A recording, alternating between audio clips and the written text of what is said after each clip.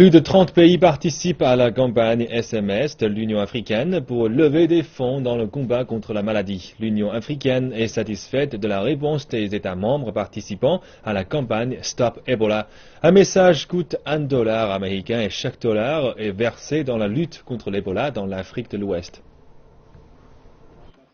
Plus de 20 000 personnes ont été infectées par le virus Ebola. Les 3 pays les plus touchés sont la Sierra Leone, le Libéria et la Guinée. Le concept de la ligne 79-79 est apparu le mois dernier.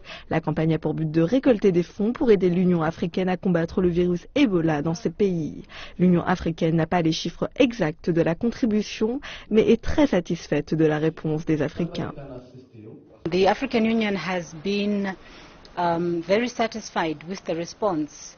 L'Union africaine est très satisfaite de la réponse du secteur commercial africain, en particulier celui des télécommunications.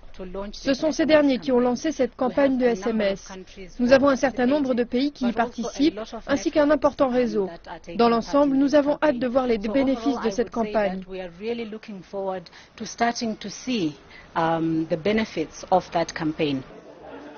La collecte de fonds a pour but de stopper la propagation de la maladie sur le continent africain. L'Union africaine souhaite également employer cet argent pour construire son propre centre de contrôle des infections.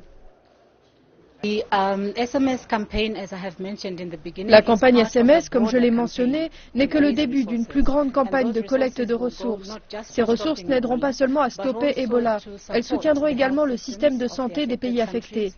Ces ressources aideront également l'Afrique à ne plus souffrir de ce genre d'épidémie. Nous envisageons de construire un centre de contrôle des maladies, ici en Afrique. Depuis le déclenchement de la maladie, le plan de lutte des pays africains a été mis en œuvre dans les pays affectés. Il y a à présent plus de 600 bénévoles en Guinée, au Libéria et en Sierra Leone.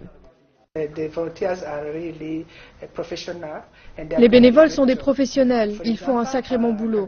Par exemple, au Libéria, le pays contrôle les centres de traitement et travaille étroitement avec les médecins cubains pour s'occuper d'une centaine de lits. Ils font également un excellent boulot qui renforce le système de santé.